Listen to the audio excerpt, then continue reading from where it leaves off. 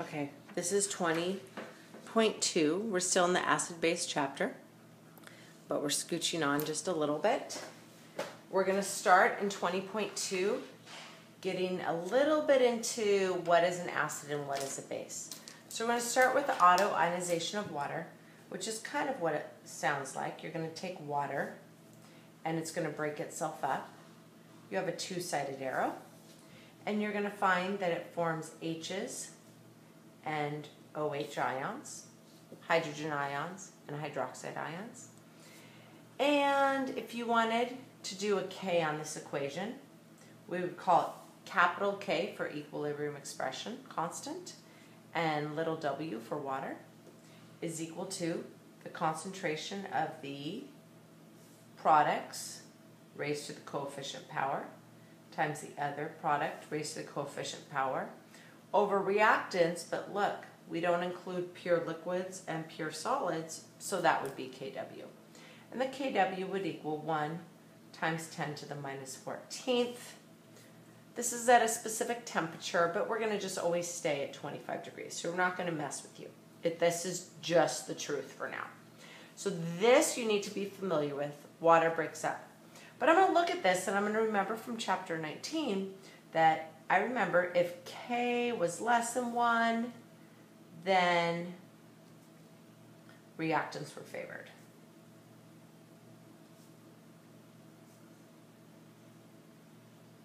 So what that tells me is at equilibrium, I have mostly water and a little bit of H and a little bit of OH, which makes me feel safe. So as I'm drinking water out of my hydro flask, I'm drinking mostly water with a little acid and a little base, which is why it doesn't sting or feel slippery when you drink it. It just is refreshing. So that's part of the first part of section 2. Then we scooch on to a definition I just want to go over. Amphoteric. Amphoteric kind of reminds me of amphibian, because amphibians live on land and on water. And amphoteric substances can be an acid or base, depending on the situation.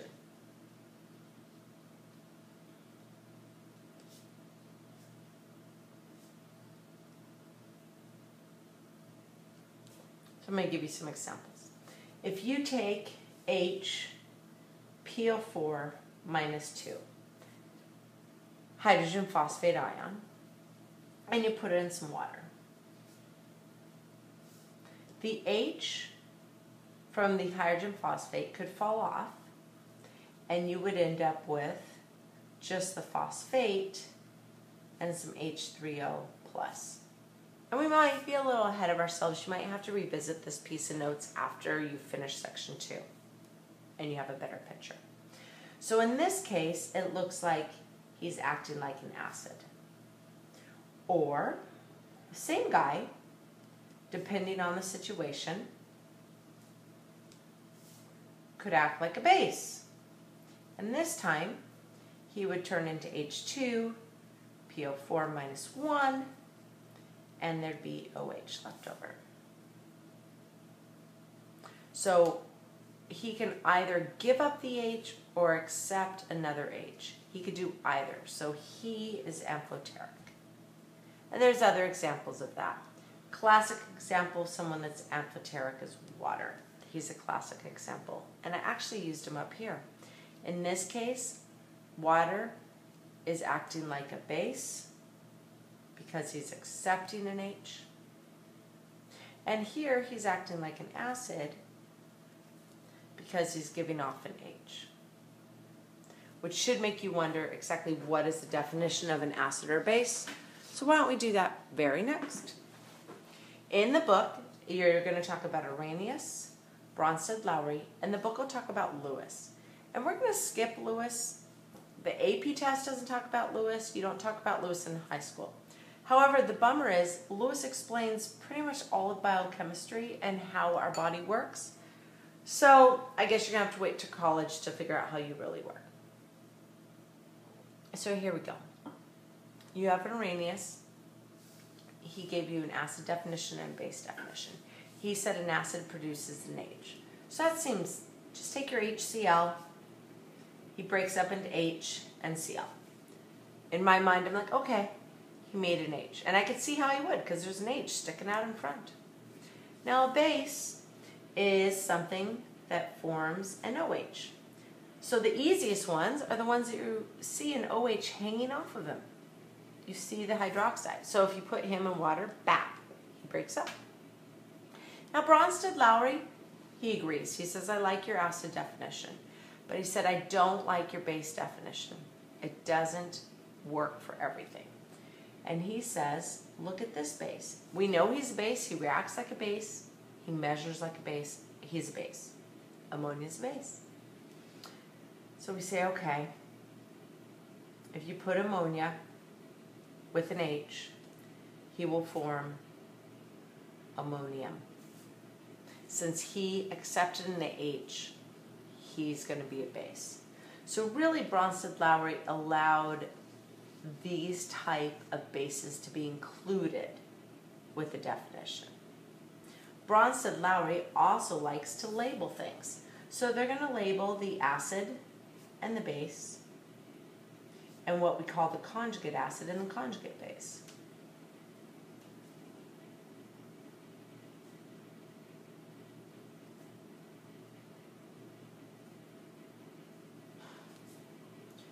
So first thing we're going to do is we're going to write a reaction. So we have ammonia, which you've memorized as an H3, and you have water, which please tell me you've memorized as H2O. Double-sided arrow, just because we're done with chapter 19. And I just kind of gave you a hint. Ammonia is a base, so he's going to accept an H from the water to become ammonium. And when water loses an H or donates his H, he will become OH. And now let's label these things. So we have, I told you he's a base because I told you just memorize he's a base. I also told you that water is amphoteric, which means if water's hanging out with a base, he will be an acid. If water was hanging out with an acid, he'd become a base. He'll do whatever you need to make everyone happy. He's a great friend to have. So he's your base, here's your acid. No one knows what these things are yet anyway, so here we go. Since it's a two-sided arrow, in the forward reaction, this is your base, and in the reverse reaction, this is your acid. I'm sorry, in the forward reaction, this is your base, and in the forward reaction, this is your acid. However, in the reverse reaction, NH4 is giving off an H, therefore in the reverse reaction, NH4 is an acid. So he gets a fancy name, and it's called a conjugate acid.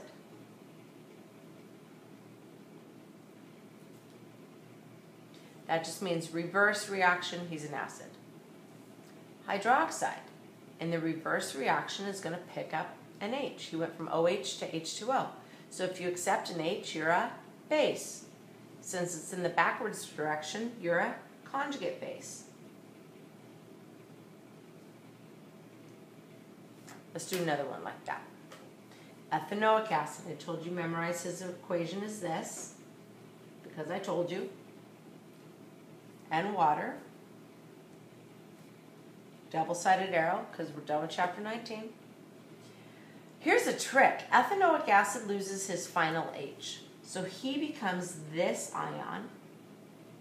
If you were an inorganic chemist, you call it acetate, but we're just going to leave it unnamed.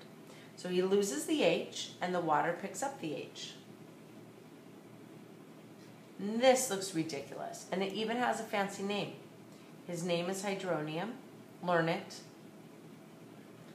And you know what? It's just like H. It's the same thing, but we're just going to leave it there like that. Now let's go back and label our acids and bases. Ethanoic acid, obviously an acid. Since water's hanging out with an acid, he will become the base. Just a minute ago, he was an acid. That's okay. Then the acid turns into he loses an H to become this, and if he goes this way, he gains an H. So the acid always becomes the conjugate base, And the conjugate base, there's two ways to do it. Conjugate base is always paired with conjugate acid. Always.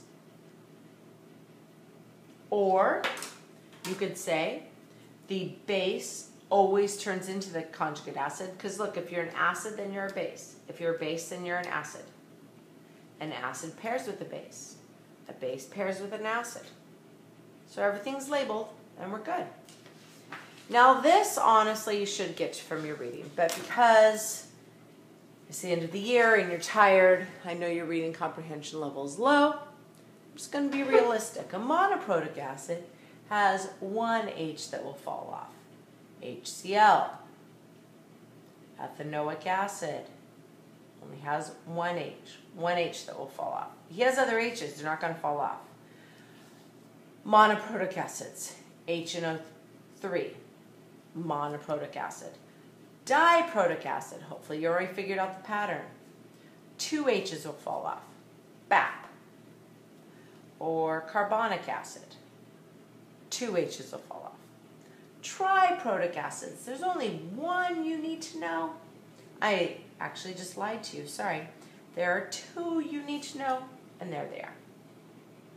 That's all that meant, but you didn't read carefully, did you? So there you go. Circle of equations.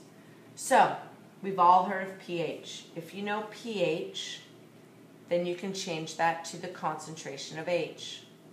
Remember, chapter 19, that stands for molarity, which stands for moles per liter. I'm sorry, that was even chapter 18, 2 chapters ago, so we've totally forgotten that. If you know your H, you can calculate your OH concentration. If you know your OH, you can calculate your POH concentration. If you know your POH, you can do your OH. So this is what the test is going to look like. I'm going to give you this and ask for one of those three. I'm going to give you that and ask for one of those three. Easy. You just need some equations. So to change pH to H or H to pH, here's your secret equation. It's clearly late at night, and I need to go to bed. pH, H, H, there we go. These two, here's your equation. This number should look familiar, like you've seen it before.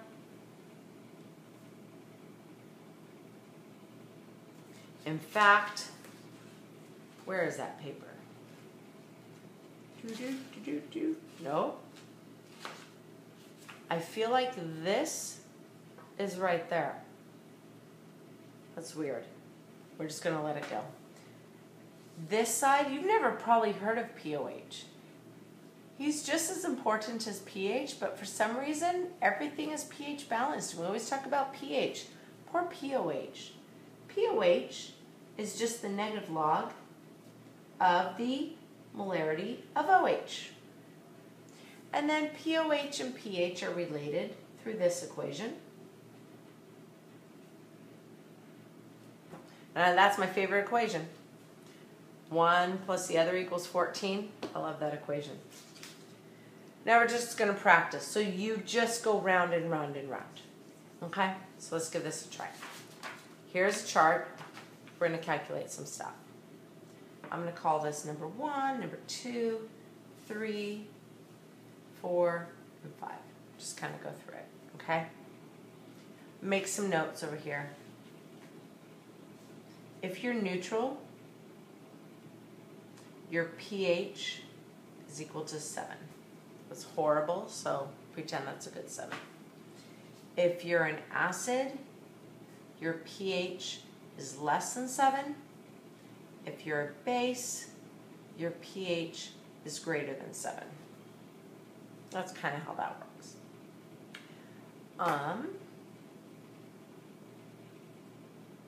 Here we go. If H is this, I could figure out OH. So I'm just going to go right here. So for number 1, if I know H times OH is 1 times 10 to the minus 14. This one's 1 times 10 to the minus 4 times OH, 1 times 10 to the minus 14. my calculator. OH will be 1 times 10 to the minus 10.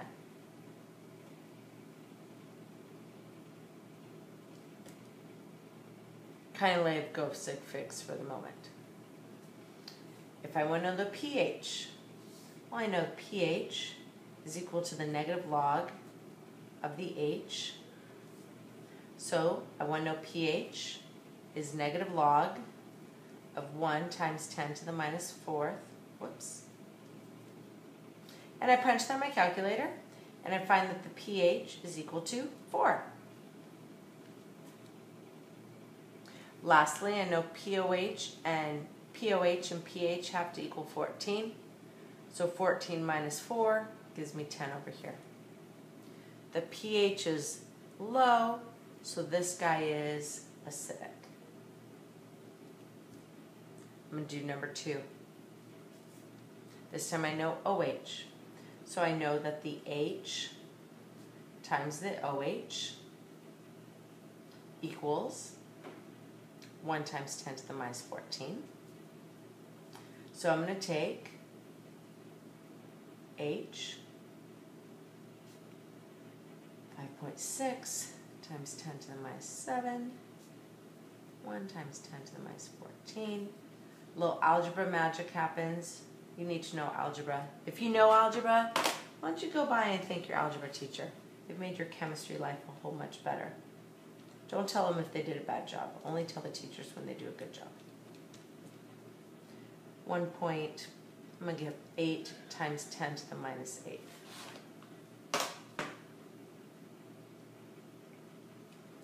Okay. pH is equal to, I'm just going left to right to be honest. pH is equal to negative log of the H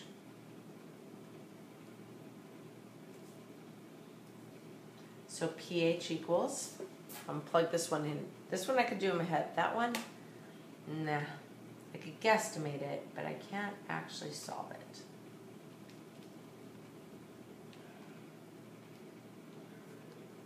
And I get 7.7. This is my favorite equation right here. Those two have to add up to give you 14.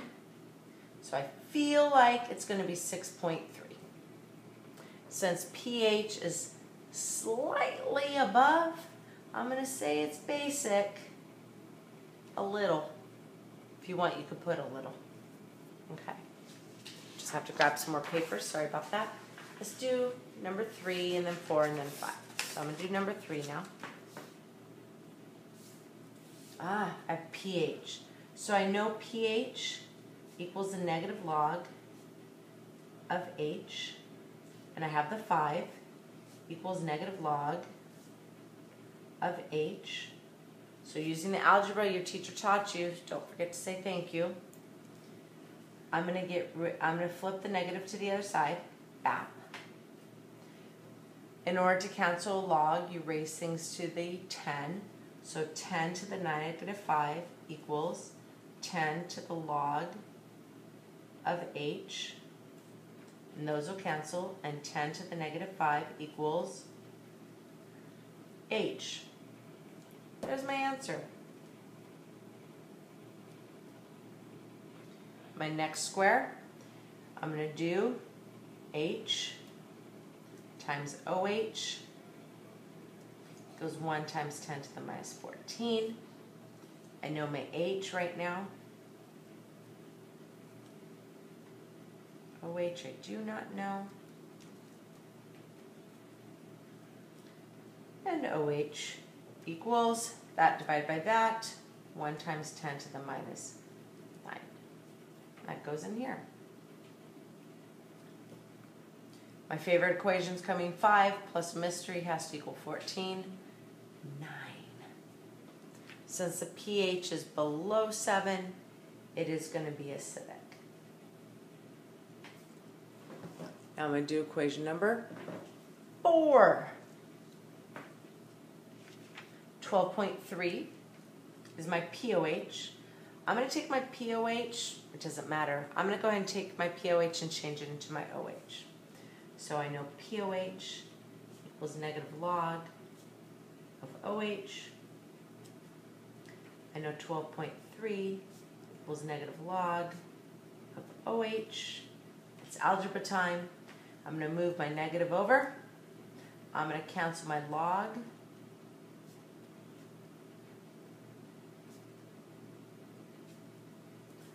Ten raised to the log power cancels. I can't do that in my head. So here we go. 10 raised to the minus 12.3. And the calculator says 5.0 times 10 to the minus 13 is my OH.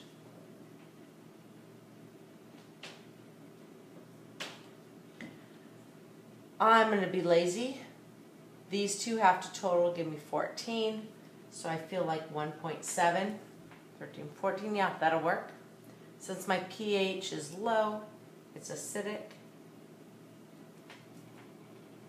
I can either turn H into this, doing this again, or I can turn OH into that. I'm going to do one more hard one just so you can see. So let's do it. I know that 1.7 pH is equal to the negative log of the H. Honestly, I would do it this way if it was a test, but I'm just trying to demonstrate one more time how to do this. So I'm going to get rid of my negatives. I'm sorry, scooch my negative. Then I'm going to get rid of my log using the base 10.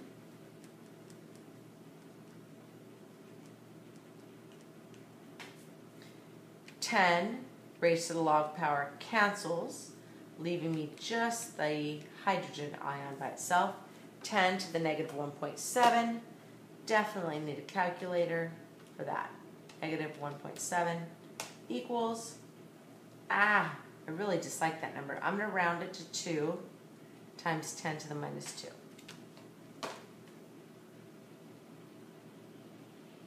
Now what if I multiply these and it's not exactly 1 times 10 to the minus 14? Relax. Life's not perfect.